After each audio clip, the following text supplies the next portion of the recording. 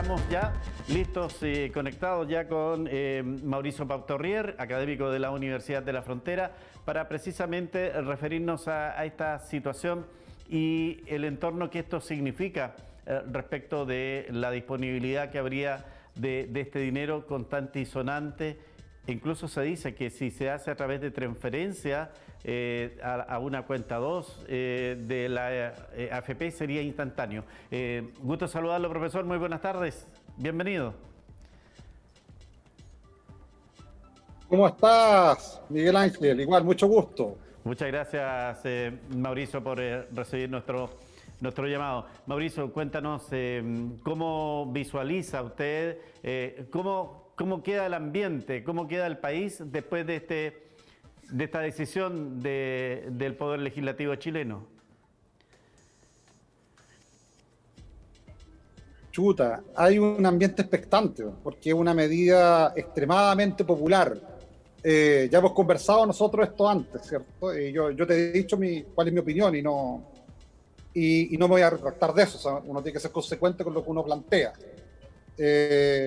Cuando tú me lo preguntaste la primera vez, que no fue ahora cuando se estaba discutiendo, sino mucho antes, yo te planteaba que desde mi parecer era una medida bastante riesgosa por los efectos que podía tener. Sin embargo, hay un tema los políticos le llaman realismo político, y que todo el mundo hoy día lo pide y lo defiende. Si me preguntas a mí, voy a ser consecuente con lo que te he dicho anteriormente. Yo creo que había mejores opciones, ¿de acuerdo?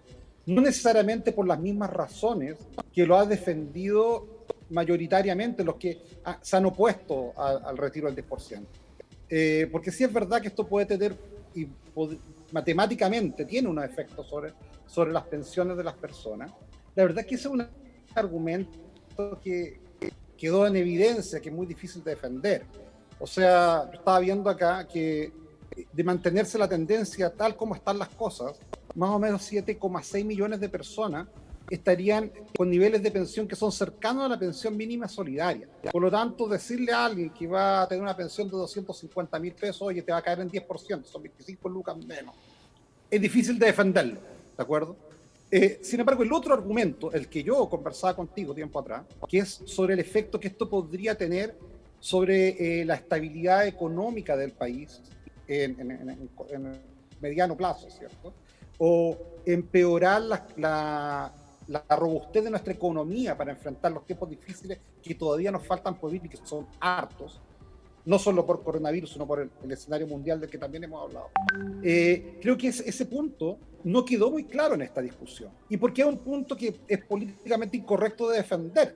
O sea, cuando uno sale a defender esto, claro, la contraparte te dice, oye, pero mira lo que está pasando, mire, ¿cómo vas a estar preocupándote por las empresas financieras, por los bancos, cuando hay gente que está pasando hambre? Y es verdad, tienen toda la razón, pero es una realidad también, ¿ya? Y por eso creo que ese punto nunca quedó muy claro en la defensa. Ahora, dicho eso, la realidad nos supera, la realidad nos supera, y hoy en día hay un país completo que está esperando esto. Entonces me tengo que acoger a las palabras de Humberto Maturana cuando dice que el derecho a equivocarse y el derecho a cambiar de opinión debería ser un derecho humano. Yo no cambio de opinión respecto de que pienso que habían mejores políticas, pero si las políticas mejores nunca llegaron, no se tomaron a tiempo ya, esto ya ocurrió, bueno, ya hay que aceptarlo y tendría que decir, me equivoqué en mi lectura original y ahora hay que aceptar esto del 10%. Y ojalá que los efectos que pueda tener negativos sobre nuestro mercado nacional, sobre nuestra estabilidad económica, sean los menos posibles. Y eso, la verdad es que capaz que yo me equivoque y tengo un efecto que tienda a cero, o capaz que no. Ojalá me equivoque, ¿ya? Porque efectivamente este retiro de fondos, cuando se liquiden los activos, una buena parte de estos activos están fuera de Chile y sobre eso esto no tiene ningún impacto. Pero los activos que están dentro de Chile y la magnitud de ese retiro y la velocidad de ese retiro, eso sí eventualmente puede generar un impacto. Y eso estará por verse. Pero frente a tu pregunta, derechamente, el país lo está esperando. Creo que hay bastante gente. Yo conversaba con mi señora y creo que la plata ya la tiene gastada. Dice que va a arreglar el auto y algunas cosas más. Entonces creo que gran parte de Chile está en esa situación. Claro. Y negarse a esto hoy en día sería una muy mala política, sería prenderle fuego al país. Creo que ya pasó esto, ya fue una situación. Incluso para los que pensamos que había mejores políticas. Claro, las reacciones son bastante encontradas en cuanto a cómo vamos a utilizar este dinero, Mauricio. Me encuentro con alguien que me dice, mira, si yo puedo sacar 4,5 millones, calculando que puede ser parlamentario por ese sueldo, voy a reinventarlo, lo voy a reubicar en un instrumento financiero que me pueda entregar una buena liquidez. Pero también hay gente que me ha dicho, yo la verdad es que si tengo un año para sacarla, voy a esperar cuando necesite esa plata y la voy a guardar mientras haga uso de ese recurso. Y finalmente está la otra... Es el lado bueno de la política. Sí, lo claro. que tú planteas es la parte buena. Exacto. Porque, a ver, si vamos y retomo, me hago cargo de mi opinión principal, ¿de acuerdo? Sí, Mauricio, dame un minuto que quiero darte la última parte. En la libertad individual, que creemos en el derecho de propiedad, y por lo mismo defendíamos ciertas... Claro, Dime, Mauricio, mira. Te escucho re mal. Ya, ahora, lo último. Acabo de conversar con un colega, me dice, mira, yo revisé en enero y tenía 13 millones. Revisé el lunes y tengo 11 millones. ¿Qué está pasando? Pésimo.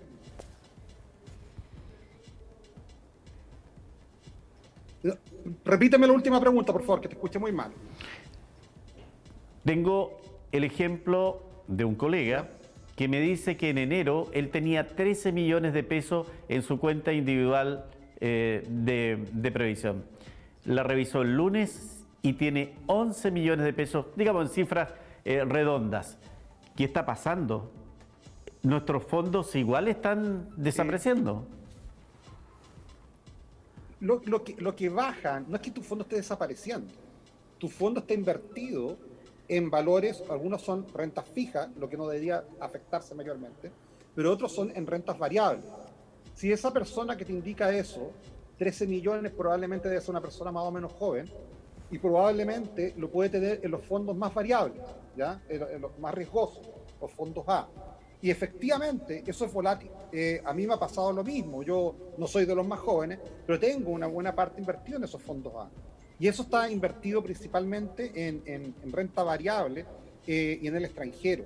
Y sí, o sea, cuando tú ves las noticias y dices, la bolsa de Nueva York cayó tanto, o la bolsa de Shanghái cayó tanto, cuando ves todos esos números, tienes que pensar que algunos de tus fondos pueden estar implicados con esos indicadores. Y claramente pueden haber caído.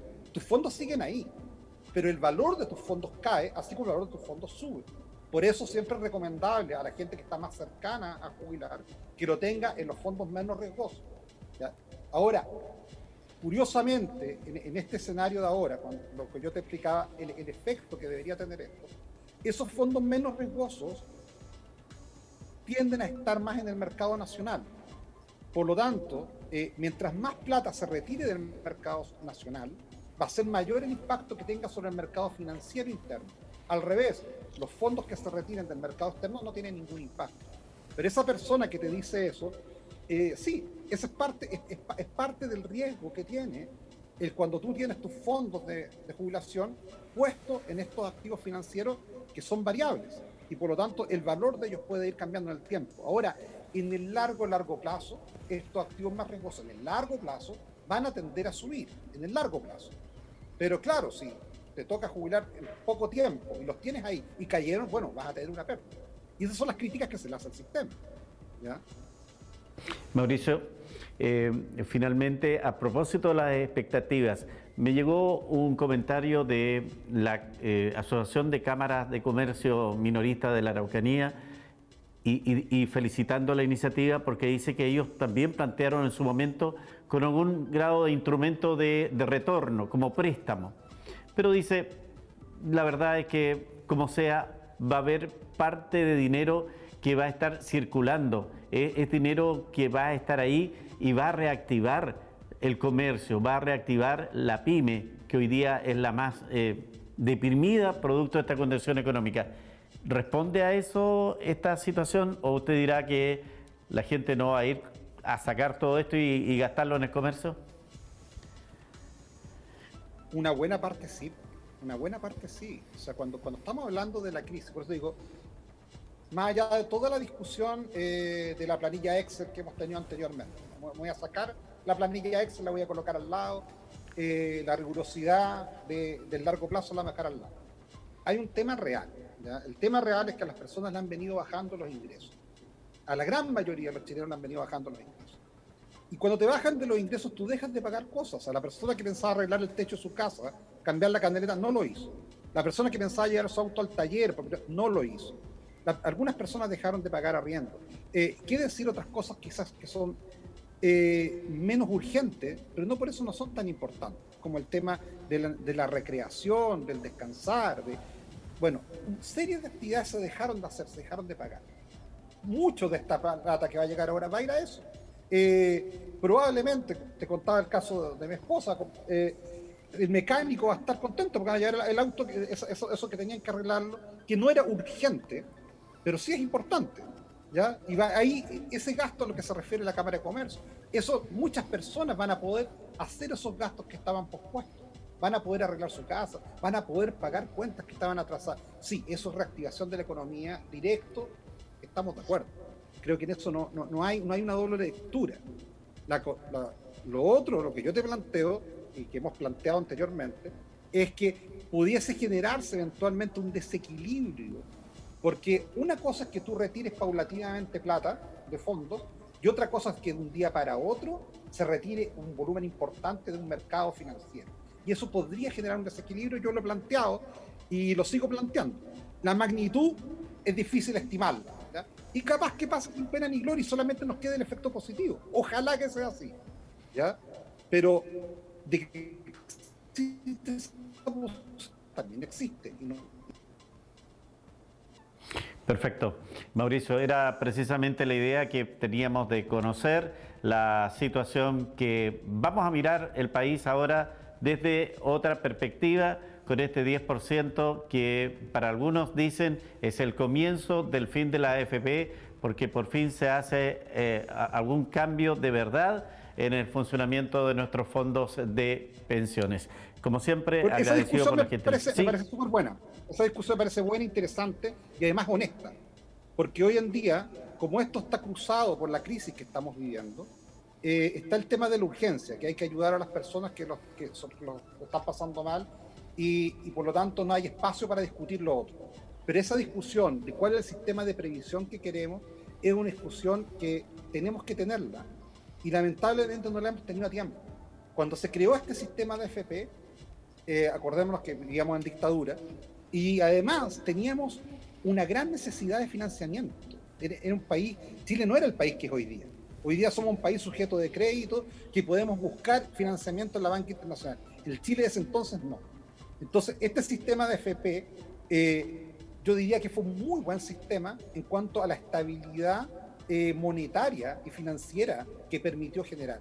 Y generó una suerte de financiamiento interno que probablemente en otras condiciones es imposible tenerlo. Y eso generó bastante desarrollo que hoy día es difícil verlo. Pero como sistema de previsión, los hechos dicen otra cosa. Los hechos dicen, y algunos critican a aquellos que hemos estado directo o indirectamente trabajando en temas de políticas públicas, porque dicen, bueno, ¿y por qué no se dieron cuenta antes? Si ahora están reclamando, ¿por qué no cambiar? Bueno, porque es un sistema, en términos de los jubilados, relativamente joven. No hace mucho tiempo empezó a jubilarse la gente por este sistema. Pero desde que se empezó a jubilar la gente por este sistema, es cierto, las pensiones son paupérrimas. Como te decía yo, si siguen las cosas igual, 7,1 millones de futuros pensionados van a estar cerca de la pensión mínima solidaria. Entonces, ¿qué sentido tiene ahorrar? Si ahorrando o no ahorrando, van a estar con una pensión miserable igual. Entonces, claro, tenemos que mejorar el sistema. Pero mejorar el sistema no es tan sencillo como si volvamos al de reparto. El de reparto que teníamos antes era igual de malo y hoy día sería peor, porque la gente vive más años. Entonces tenemos que buscar un mecanismo nuevo, de manera bien pensada, de manera seria, responsable. Eso puede implicar, por ejemplo, que tenemos que aumentar las cotizaciones. Perfecto. ¿Cómo se aumentan esas cotizaciones? ¿Cuándo cargo al trabajador? ¿Cuándo cargo a la empresa?